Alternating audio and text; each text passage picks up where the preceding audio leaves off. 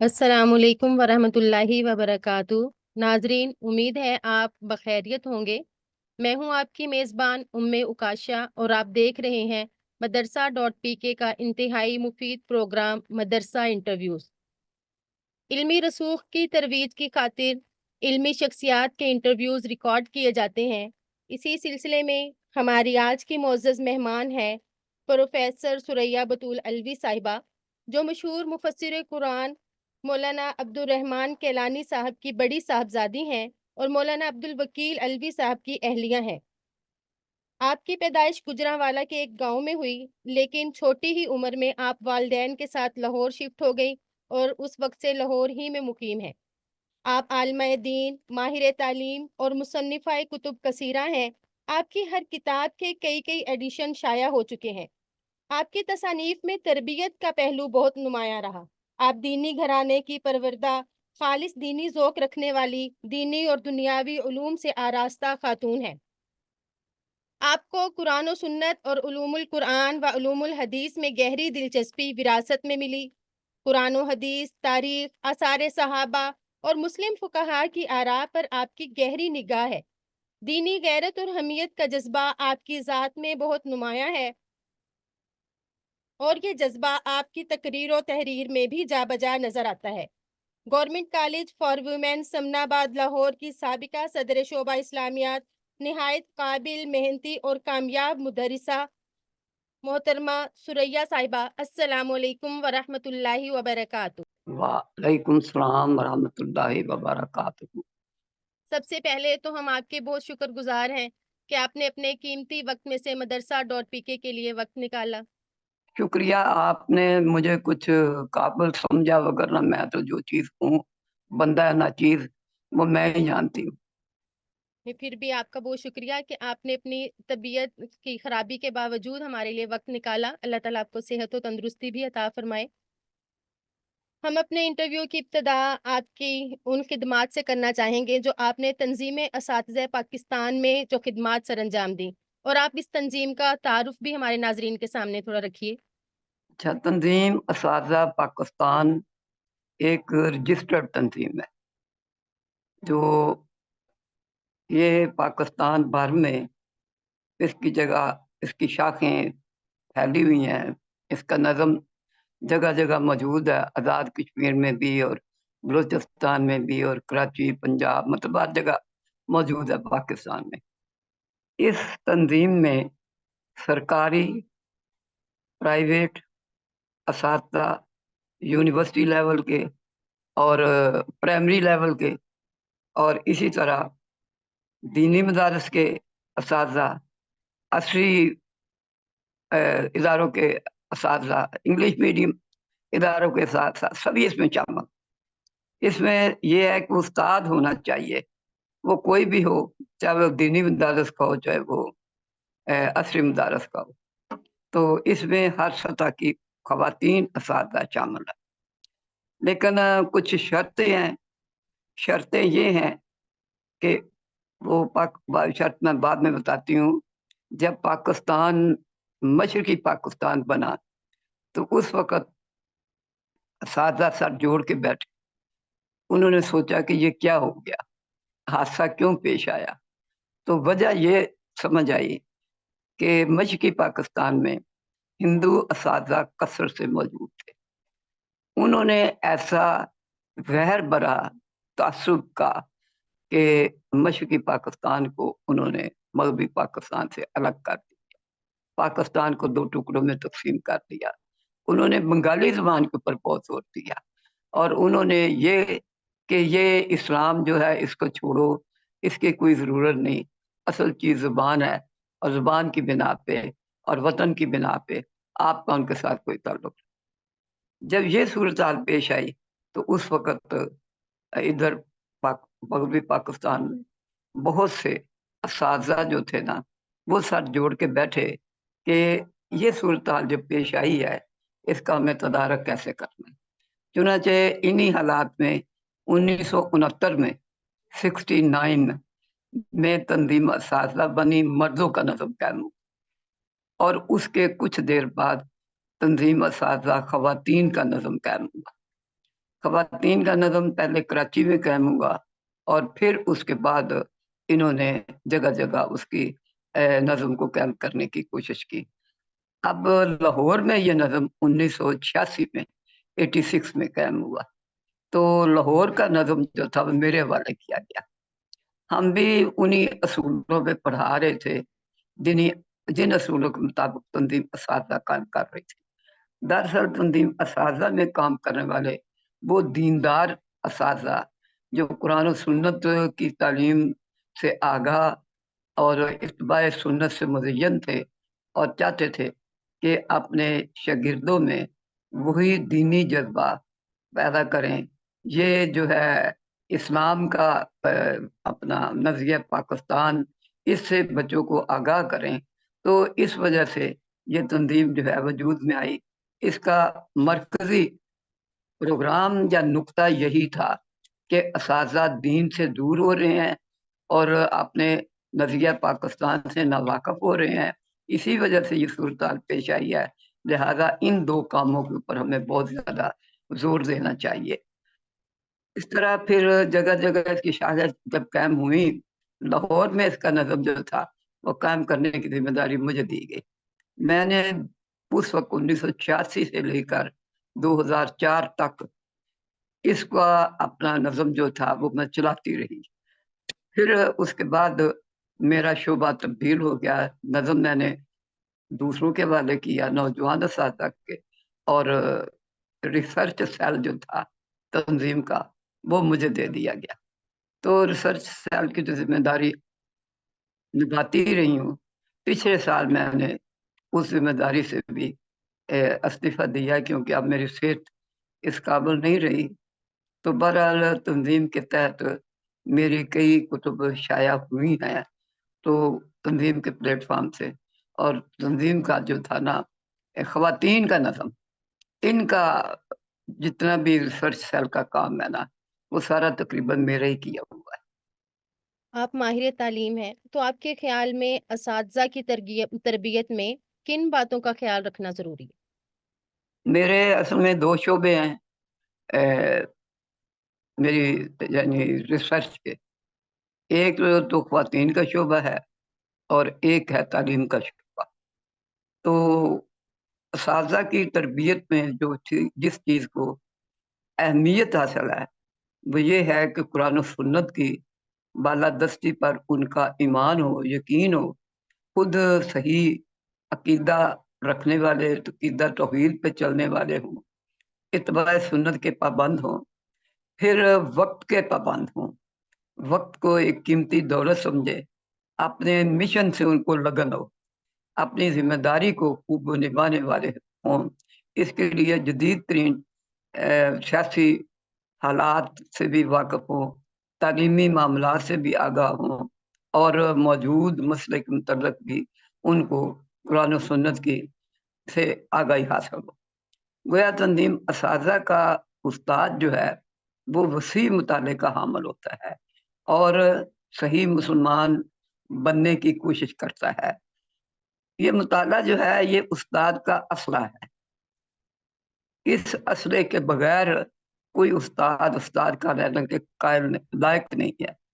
اگر کلاس میں کوئی بچہ سوال کر لے اور بچہ اس کا صحیح جواب نہ دے پائے اور آئیں بائیں شائع کرے تو پھر استاد کا کیا احترام رہ جاتا ہے۔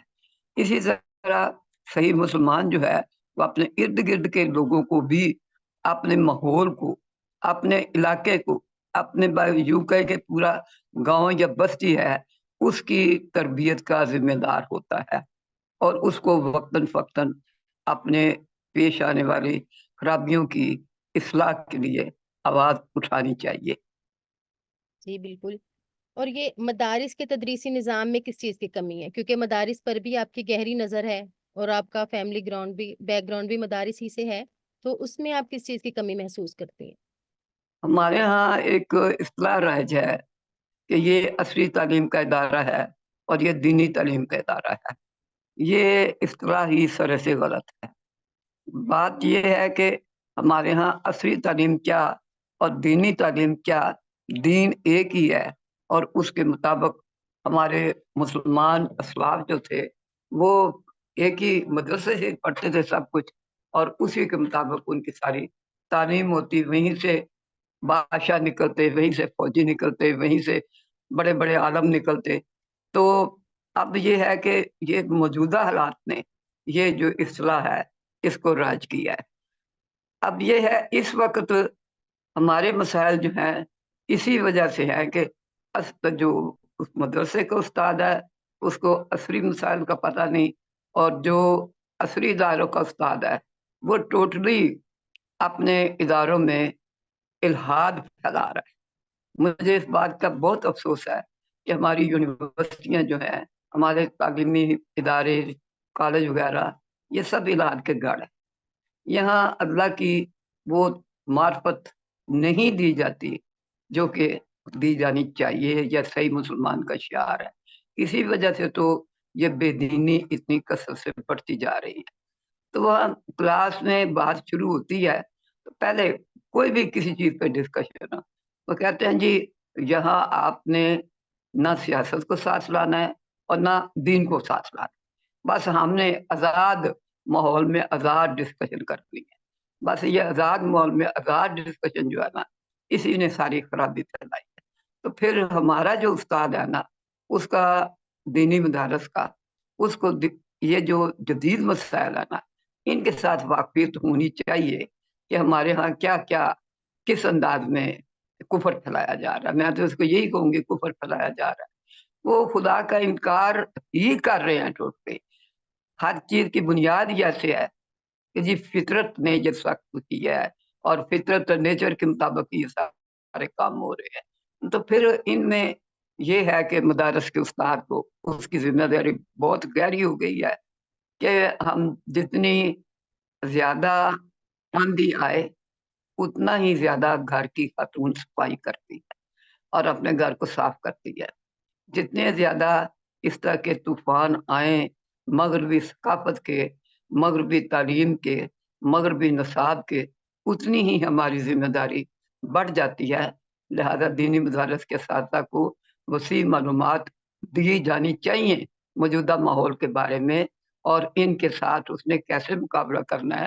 اور میں نے تو دیکھا ہے کہ قرآن پاک ہی آپ پڑھائیں، قرآن پاک ہی کے ذریعے موجودہ ماحول کا مقابلہ جو ہے وہ صحیح طرح کیا جا سکتا ہے۔ باقی آپ کا سوال یہ تھا کہ فرق کیا ہے دینی اداروں میں اور دینی اداروں میں گھٹن ہے، اور جو اپنا عصری ادارے ہیں ان کے اندر بہت زیادہ آزادی ہے۔ تو دینی اداروں میں جو گھٹن ہے اس کی وجہ ایک تو چھوٹی جگہ پہ ہوتے ہیں وہ ادارے، تو جتنی اس کی جگہ کی تنگی ہے اتنی ہی ذہن میں بھی تنگی ہو جاتی ہے۔ دوسری وجہ یہ ہے کہ مسل کی اختلافات جو ہیں انہوں نے بھی فرق ڈالا ہے، اس کی وجہ سے بھی گھٹن ہے۔ پھر یہ جو گھٹن ہے ایک اور استاد کے جو وسائل ہیں دینی مدارس کے، ان کی جو تنخواہیں ہیں وہ اتنی کم ہیں، اور اس کے مقابلے میں عصری مدارس کے ان کی تنخواہیں اس کے مقابلے میں بہت زیادہ ہیں۔ یہ اس طرح کی بہت سی چیزیں مل کے نا انہوں نے دینی اداروں میں کچھ گھٹن پیدا کی ہے۔ ضرورت ہے کہ دینی ادارے وسیع رقبے پہ قائم کیے جائیں، اور ان کے استاد جو ہے ان کو دونوں قسم کی تعلیم دی جائے۔ عصری تعلیم بھی کم از کم وہ میتھ کو جانتے ہوں، کم از کم وہ انٹرنیٹ کے صحیح استعمال سے واقف ہوں، کم از کم وہ پروجیکٹر کے اوپر پڑھانا جانتے ہوں، نیٹ کی اوپر اپنی بات کو پیش کرنا جانتے ہوں۔ اس طرح کی ضرور کچھ نہ کچھ ہونے چاہیے مسائل۔ جی بالکل۔ اور ہمارے مدارس کا جو نصاب ہے اس کے متعلق آپ کی کیا رائے ہے کہ کیا نصاب کو کچھ مزید بڑھایا جائے یا یہ خواتین کے نصاب میں کچھ کمی کی جائے؟ کتابیں زیادہ ہیں، اس کے بارے میں آپ کی کیا رائے ہے؟ مجھے نصاب کا قطن پتہ نہیں ہے اس وقت جو آپ کا نصاب ہے۔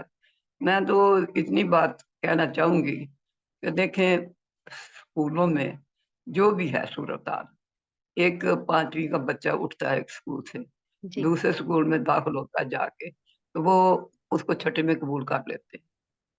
ایک مدرسے کا ایک طالب علم اٹھتا ہے ایک مدرسے سے، وہ دوسرے مدرسے میں جانا چاہتا ہے، तो दूसरे मदरसे वाले उसको फिर से नूरानी की आदत लगा देंगे।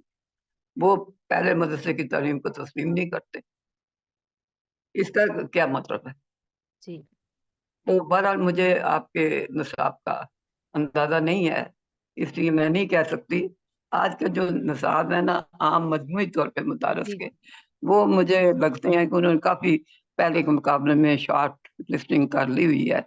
और कुछ एल्ड मदारस जो हैं, इन्होंने तो बहुत हद तक अपने आप को ना सही कुरान और सुन्नत तक की महदूद कर लिया है, ताकि इसी की तालीम आगे दी जाए। मैंने भी खुद जब बचपन में ही से कुरान पाक का तर्जुमा पढ़ा, बचपन से ही पढ़ाने लगी, हदीस बचपन से ही हदीस पढ़ी, वो ज़हन में कुरान और हदीस इस तरह रच बस गए कि उसके बाद मैंने जिस भी मसले को देखा तो कुरान और हदीस की रोशनी में देखा, और जो भी मेरे सामने बात आई उसी के सामने, तो उसको मुझे यूं लगा कि सही अंदाज जो है यही है कि बस ज्यादा वो जो किताबें पढ़ाई जाती हैं मदारस में, वो ना पढ़ाई जाए, अरबी ग्रामर लाज बनानी चाहिए।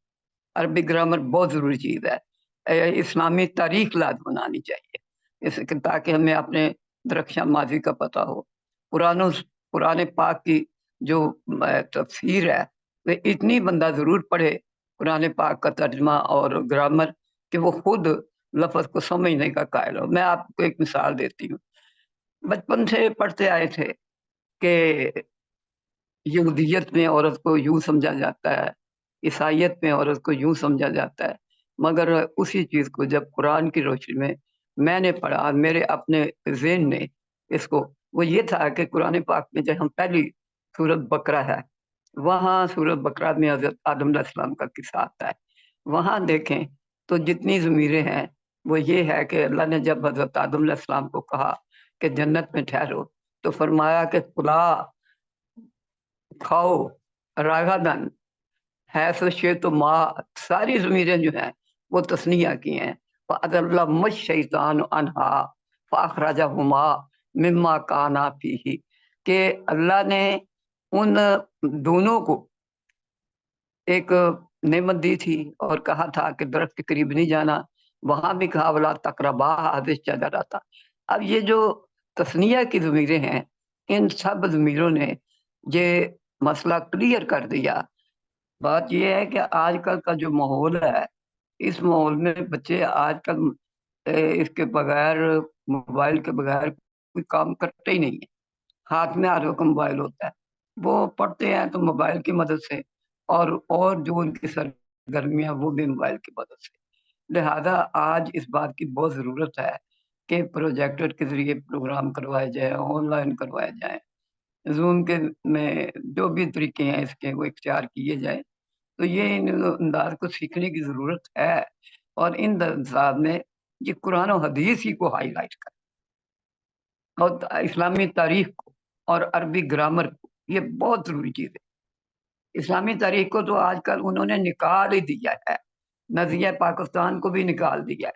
ये हमें पढ़ाना है। इसके जो होते हैं ना पहरेदार, वो दो होते हैं, एक फौज होती है, फौज तो मुल्की सरहदों की हिफाजत करती है, और उस्ताद जो होते हैं ना वो नजरियाती सरहदों की हिफाजत करते हैं। तो नजरियाती सरहदों की हिफाजत के लिए कुरान और हदीस की तालीम बहुत ज़रूरी है। इसके लिए अपनी तारीख से वाकफी बहुत ज़रूरी है। इसके लिए अपने नजरिए से गहरी वाबस्तगी बड़ी जरूरी है, और यही चीज हमें अपने बच्चों में भी पैदा करनी है।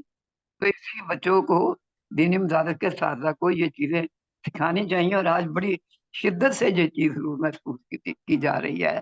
असातिज़ा बड़े फिक्रमंद है इस बारे में कि हम अपने मदरसे के शागिर्दों को, होनहार और काबिल शागिर्दों को किस तरह जदीद माहौल के साथ अटैच करें, और उनकी किस तरह वर्कशॉप करके, उनकी ट्रेनिंग करके ऐसे इदारे कायम करें कि वो जदीद माहौल में सही तरह काम कर सके। इस बात की बड़ी जरूरत है। जी। आपने अपने घर में भी खवातीन की तालीम और तरबियत का कोई सिलसिला शुरू किया था या सिर्फ इदारे ही की हद तक आपने पढ़ाया? ना जी, मैंने पढ़ाया है हर जगह जहां अल्लाह ने मुझे तौफीक दी।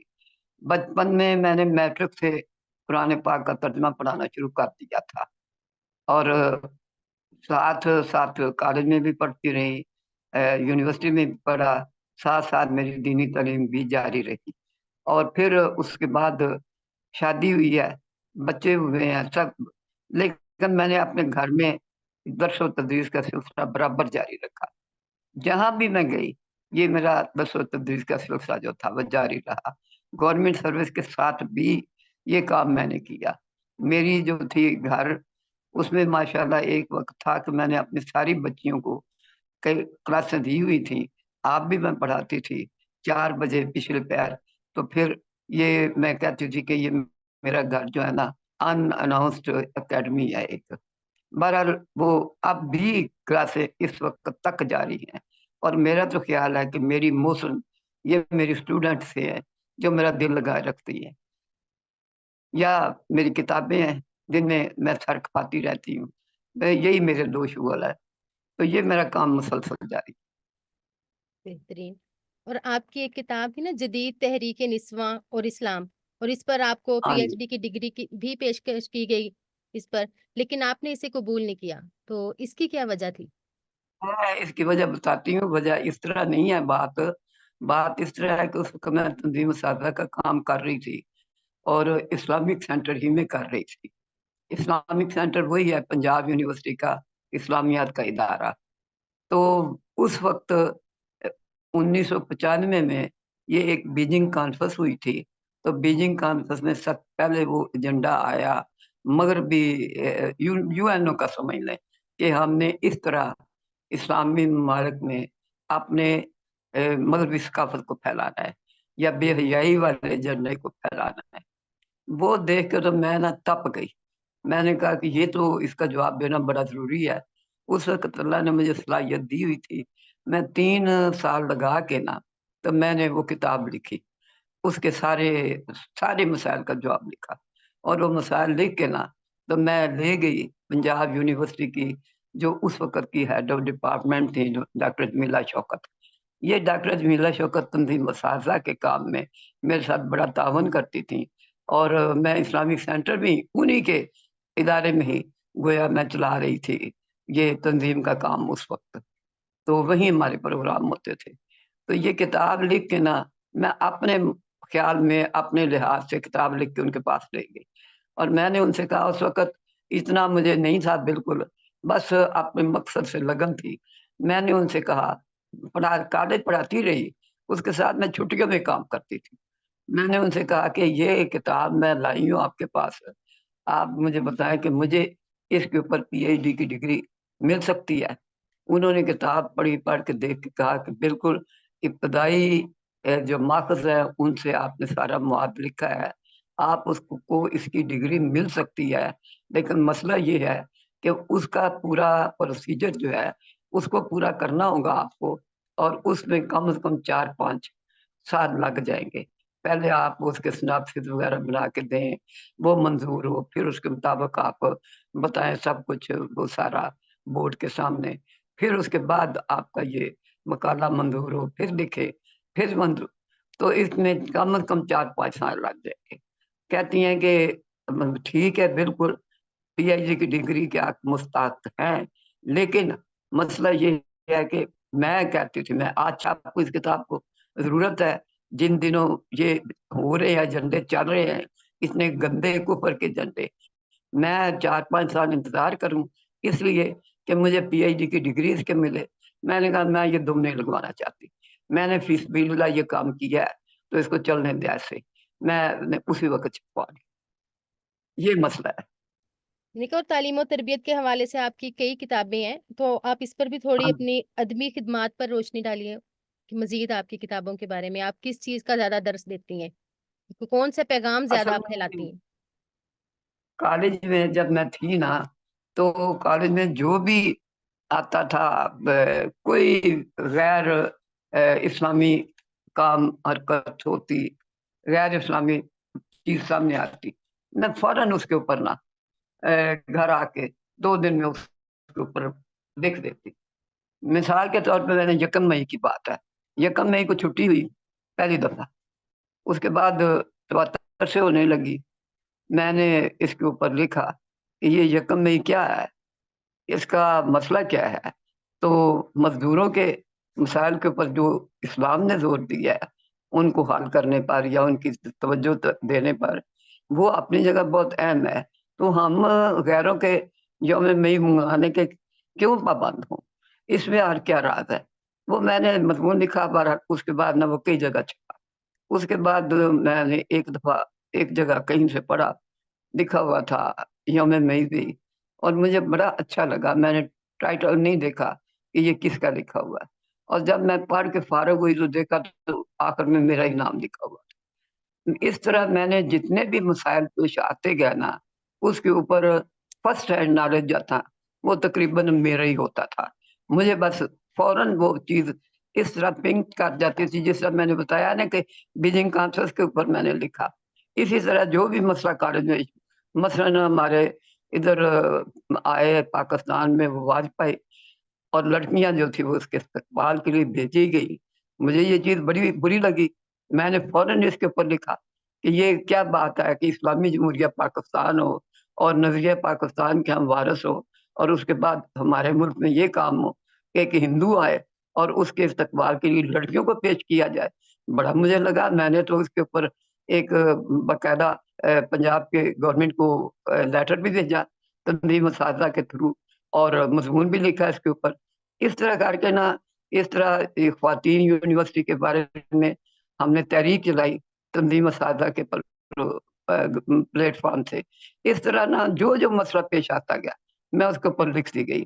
تعلیم کے لیے کہ بھی استاد کی کیا ہونی چاہیے ذمہ داریاں، تو اس وقت میں نے کتاب لکھی، وہ تھی کہ استاد ملت کا محافظ، اور اس میں بھی یہی چیز پیش کی کہ استاد جو ہے وہ نظریاتی وارث ہوتا ہے، نبی پاک صلی اللہ علیہ وسلم کا مشن اس کے پاس ہے، اور وہ ذمہ دار ہے استاد اپنے تعمیر، مستقبل کی تعمیر کے لیے بھی اللہ کے آگے جواب دہ ہے، وہ اپنے والدین کے آگے جواب دہ ہے، وہ اپنے ضمیر کے آگے جواب دہ ہے، وہ مستقبل کے آگے جواب دہ ہے۔ اس طرح کر کے کئی یہ تحریکیں برپا کی میں نے، اللہ نے توفیق دی تھی اس وقت یہ کام کیے ہے، تو اس وقت استاد ملت کا محافظ اسی کے تحت کتاب لکھی گئی۔ اب اسی طرح یہ کتاب اللہ نے مجھے کئی کتابیں لکھنے کا، جیسے جنرل مشرف تھا اس کے دور میں بہت سی غیر اسلامی کام ہوئے، اس وقت نصاب بدلا گیا، تو میں نے اس وقت یہ کتاب لکھی کہ ہماری بدلتی قدریں، جس میں ساری ہماری قدریں بدلتی گئی ہیں۔ پھر اس طرح جو جو مسئلہ پیش آتا گیا میں اس کے اوپر لکھتی گئی۔ اب اس وقت میری کتابوں کی لسٹ تو آپ کو کہیں سے بھی مل جائے گی، تو میرے پاس بھی موجود ہے، بہرحال میں ایک دفعہ آپ کو بتا دیتی ہوں۔ ایک تو جو ہے نا استاد ملت کا محافظ ہے، ہماری بدلتی قدریں، قیام پاکستان کے حقیقی عوامل، یہ میں نے اس وقت لکھی تھی، اور وہ چھوٹا سا پمفلٹ تھا، بعد میں نے اس کو تفصیل سے لکھا ہے، اس کا نام ہے پاکستان ماضی، حال اور مستقبل، تو یہ ابھی چھپی نہیں ہے۔ جدید تحریک نسواں اور اسلام، یہ لکھی میں نے، اس کو بھی میں نے اس وقت جتنا تھا، اب 20 سال، اس کو 25 سال ہو گئے، دوبارہ اس کو کر کے ایڈٹ کر کے تو اس کو دوبارہ چھاپا 2 سال پہلے۔ اسی طرح طرز زندگی میں تبدیلی لائیے، وہ یہ ہے کہ چھوٹی بچیاں، بڑے لوگ سب بازاری کھانوں کے عادی ہو رہے ہیں، اور کھانے زندگی کا جو لائف سٹائل ہے وہ اس طرح کے حرکت نام کی نہیں، تو پھر اس کے لیے میں نے لکھا کہ یہ جو اسلامی طرز زندگی ہے نا یہ بہترین ہے، تو اس کو اختیار کریں، تو اس کا نام کتاب کا میں نے یہی رکھا کہ طرز زندگی میں تبدیلی لائیے۔ اسی طرح ایک حدیث کی کتاب کسی نے مجھے کہا کہ عورتوں کی بھی 40 ہونی چاہیے، تو پھر میں نے 40 النساء کتاب لکھی۔ اسی طرح ایک کتاب جب ڈنمارک میں 2005 میں نبی پاک صلی اللہ علیہ وسلم کی توہین کے اوپر خاکے چھپے، تو اس وقت میں نے ایک کتاب لکھی توہین رسالت اور اسلام، لیکن وہ ایک چھوٹی سی کتاب تھی، پمفلٹ تھا، 12 لوگ کافی بکا، لیکن میں اس کو بڑا سمجھتی تھی کہ یہ بہت مختصر ہے۔ پھر میں نے اس کے اوپر کام کیا، اور پھر 2-3 سال پہلے تحفظ ناموس رسالت، امن عالم کی ضمانت، یہ کتاب لکھی۔ پچھلے دنوں بڑے شور مچا ہوا تھا कि बच्चों की जिनसी तालीम होनी चाहिए। बच्चों की जिनसी तालीम ऐसे ही होनी चाहिए जैसे मदारस में तरतीब वाइज, स्टेप वाइज उनको जोग्राफिया पढ़ाया जाता है, इस्लामियात पढ़ाई जाती है, मैथ करवाया जाता है, इसी तरह जिनसी तालीम भी स्टेप वाइज होनी चाहिए। मदरसा.pk के प्लेटफॉर्म से आप अहले मदारिस को कोई पैगाम देना चाहेंगी? हाँ जी, अहले मदारस को पैगाम ये है कि ये माशाल्लाह सारी अल्फाज जो हैं इसमें शामिल हैं, तो अल्लाह ताला आपको काम करने की इस तरह तौफीक दे। तदरीसी और अमली तरबियत का इंतज़ाम वक्तन फ़वक्तन ज़रूर होना चाहिए। तंज़ीम असातिज़ा के वर्कशॉपों में एक प्रोग्राम होता है आम तौर पे, उसको कहते हैं लेसन प्लानिंग। वो लेसन प्लानिंग के एक मिसाल के तौर पे पानी का मौजू है जिसको हम पढ़ा रहे हैं। मौजू ये फिज़िक्स का है, लेकिन हम उसको कुरान और सुन्नत की रोशनी में उस्ताद पढ़ाएगा, तो उसको एक इस्लामी मज़मून भी बना देगा और फिज़िक्स का भी चैप्टर पढ़ा जाएगा। इसी तरह ऐसी लेसन प्लानिंग होनी चाहिए कि जिसमें जदीद मसाइल भी आएँ, मसलन एटम बम ही है, तो उसको पढ़ाना है। तो उसके लिए ये कि अल्लाह ताला ने ये सारा निज़ाम बनाया है, तो और उसी की मदद से ये सारे काम हो रहे हैं। हम मतलब है कि बच्चों को समझाएँ, लेसन प्लानिंग का यही मतलब है कि हर चीज़ को हम कुरान और सुन्नत से रिलेट करके पढ़ाएँ। और ये चीज़ जो है ना, ये तंज़ीम इसके मदारस के जो है असातिज़ा उनको सिखाई जानी चाहिए। मैं अपना एक मेरा मज़मून था, क्या मैं एक मुअल्लिम हूँ? उसमें भी यही कुछ बताया गया है, कि एक उस्ताद की ज़िम्मेदारियाँ क्या-क्या हैं। तो जदीद दौर की तकनीक और जदीद वसाइल तदरीस वगैरह जो है, ये भी बच्चों को सिखाए जाएँ, जिससे पैगाम आगे तक पहुँचने में मदद मिले। मदरसा.pk भी अहले मदारिस की सहूलतकारी के लिए काम कर रहा है। जैसे एक तो ये कि अस्पाक रिकॉर्ड किए गए और उसके अलावा तरबियती वर्कशॉप्स का भी सिलसिला है। तो इसके बारे में आपकी अच्छा। क्या राय है, क्या तासुरात हैं कि मदारिस की मौलिमात के लिए ये तरबियती वर्कशॉप्स के सिलसिले जो है ये मदरसा.pk ने जारी किया, तो क्या ये वक़्त की ज़रूरत थी? ज़रूरी है। ज़रूरी है कि ऐसे प्रोग्राम करवाए जाएँ, जिनमें उनको कुरान और सुन्नत के साथ जदीद तीन मज़ामीन को रिलेट करके पढ़ाया जाए। मुझे खुशी हुई है आपकी बात सुन के और आपके साथ बात करके, और मैं कहती हूँ कि अल्लाह करे कि ये पैगाम दूर से दूर तक पहुँचे। ये दीनी तालीम भी हमारी असल ज़रूरत है, लेकिन हम इस दीनी तालीम को इस दुनियावी तालीम के साथ रिलेट करके पढ़ाना चाहते हैं। महज़ दीनी तालीम को कोई कुछ नहीं समझता, लेकिन जो एक पैगाम है ना नबी पाक सल्लल्लाहु अलैहि वसल्लम का, कि खैरुकुम मन तअल्लमल कुरान व अल्लमहू, हमारा नुक्ता नज़र यही है कि बेहतरीन तालीम यही है कि खुद कुरान पाक को सीखें और आगे इसको दूसरों को सिखाएँ, और यही कुछ सिखाने के लिए हमारा सारा शोबा तालीम काम कर रहा है। मेरा ख्याल है कि इस तालीम को आगे से आगे, और दूसरी हमारे लिए बिशारत नबी पाक सल्लल्लाहु अलैहि वसल्लम की मौजूद है कि अल्लाह ताला उस आदमी को तरोताज़ा रखे, जिसने मेरा कुरान सुना, उसे याद किया, उसे आगे लोगों तक पहुँचाया। भाई यही 2 जो हैं हमारे लिए मुहर्रक है ज़बरदस्त। हम इन्हीं की रोशनी में आगे इस तालीम को ज़्यादा से ज़्यादा फैलाएँ, ताकि इस्लाम का मुस्तकबिल रोशन हो।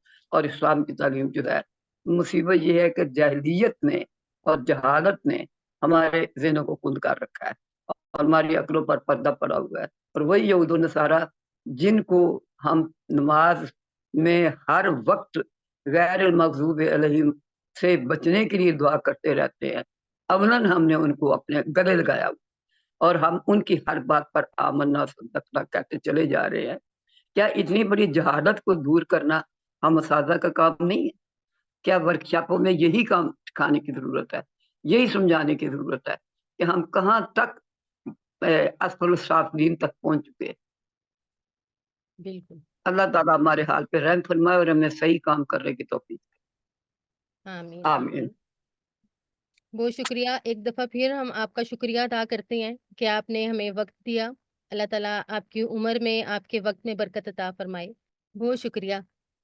नाज़रीन, ये थी हमारी मुअज़्ज़ज़ मेहमान सुरैया बतूल अलवी साहिबा।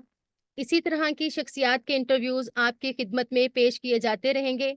اب میں اجازت چاہوں گی اگلے انٹرویو تک کے لیے. بہت شکریہ. السلام علیکم ورحمۃ اللہ وبرکاتہ.